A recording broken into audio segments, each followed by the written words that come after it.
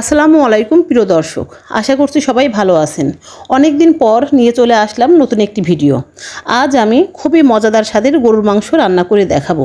যদি এইভাবে রান্না করা যায়, মাংসের স্বাদ কিন্তু দ্বিগুণ বেড়ে যাবে। যদি বাসায় কোনো গেস্ট আসে বা পরিবারের সবাইকে রান্না করে খাওয়ানো হয়, বিশ্বাস করেন প্রশংসার কিন্তু আর শেষই থাকবে না। ভাবছেন বাড়িয়ে বলছি? তাহলে অবশ্যই বাসায় একদিন ট্রাই করবেন, আশা করছি সবার অনেক ভালো লাগবে। এখানে আমি 2 কেজি গরুর মাংস নিয়েছি। দিয়ে দিলাম 2 টেবিল চামচ লবণ, 2 টেবিল চামচ হলুদের গুঁড়া, 2 টেবিল চামচ মরিচের গুঁড়া। এখানে আমি 2 টেবিল চামচ মরিচের গুঁড়া দিয়েছি। যারা ঝাল খেতে ভালোবাসেন তারা বাড়িয়ে কমিয়ে নিতে পারেন। দিয়ে দিলাম 1 টেবিল চামচ গরম মশলার গুঁড়া। গরম মশলার গুঁড়া কিন্তু আমি বাসায় তৈরি করে নিয়েছি। দিয়ে দিলাম 1 টেবিল চামচের একটু বেশি ধনিয়ার গুঁড়া, 1 টেবিল চামচ জিরার গুঁড়া। দিয়ে দিলাম 3 টেবিল চামচ রসুনের পেস্ট এবং 1 টেবিল চামচের একটু বেশি 1.5 টেবিল চামচ আদার পেস্ট। দিয়ে দিলাম 3 টেবিল চামচ পেঁয়াজের পেস্ট। এখানে আমি পেঁয়াজের পেস্টটা একটু কমই ব্যবহার করেছি, কারণ আমি পরে আবারও পেঁয়াজ ব্যবহার করব। সাথে দিয়ে দিলাম 3 টেবিল চামচ সাদা তেল। সাদা তেলটাও আমি এখানে কমই দিলাম, কারণ এরপরে আমি আবারও সাদা তেল ব্যবহার করব, মানে মাংসের মধ্যে সাদা তেল ব্যবহার করব। তারপর আমি হাত দিয়ে খুব ভালোভাবে মাখিয়ে নিব। যদি মরিচে আপনাদের সমস্যা থাকে বা হাতে যদি মরিচের গুঁড়া লাগলে প্রবলেম হয়, আপনারা হ্যান্ড গ্লাভস ইউজ করতে পারেন। তারপর আমি 2 ঘন্টার জন্য একটা ঢাকনা দিয়ে ঢেকে রেস্টে রেখে দিব।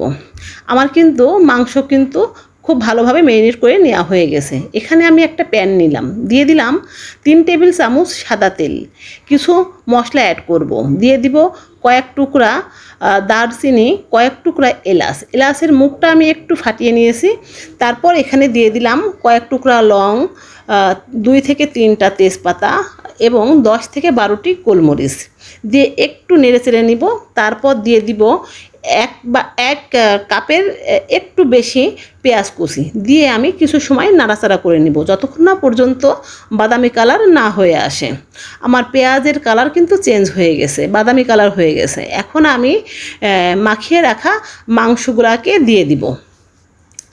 মাংস যখন দেয়া হয়ে যাবে, তখন আমি যে পাত্রে মাংস রেখেছিলাম, মানে মাংসটা ম্যারিনেট করে রেখেছিলাম, সেই পাত্রতে একটু পানি দিয়ে ধুয়ে দিব, কারণ পাত্রের গায়ে অনেকটা মশলা লেগে থাকে। দিয়ে একটু নেড়েচেড়ে নিব, ঢাকনা দিয়ে ঢেকে দিব। প্রথম দিকে আমি হাই হিটেই রান্না করে নিব। আমি কিছু সময় পরপরই ঢাকনা দিয়ে ঢেকে দিব এবং কিছু সময় পরপর একটু নেড়েচেড়ে নিব, যেন মশলাটা যেন নিচে লেগে না যায়। আমার মাংসর পানিটা কিন্তু অনেক শুকিয়ে গেছে। আমি কিন্তু এখানে নতুন করে কোনো পানি অ্যাড করিনি।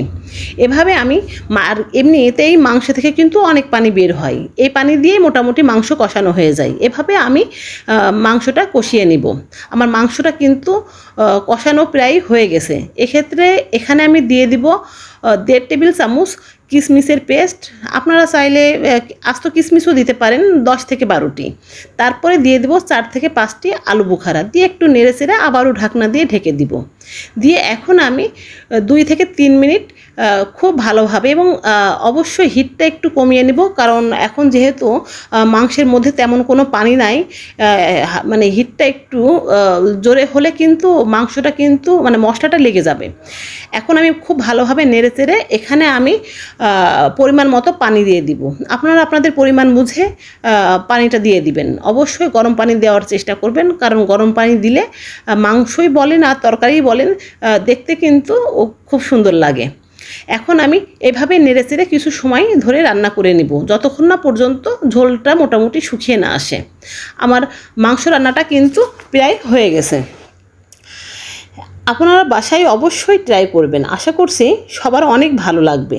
আর যদি একবার রান্না করে খাওয়ান, তাহলে কিন্তু রিকোয়েস্টটা আসতেই থাকবে। আমার ভিডিওটি যদি ভালো লাগে, তাহলে আমার চ্যানেলটিকে একটা সাবস্ক্রাইব করে দিবেন, অবশ্যই একটা লাইক দিয়ে দিবেন।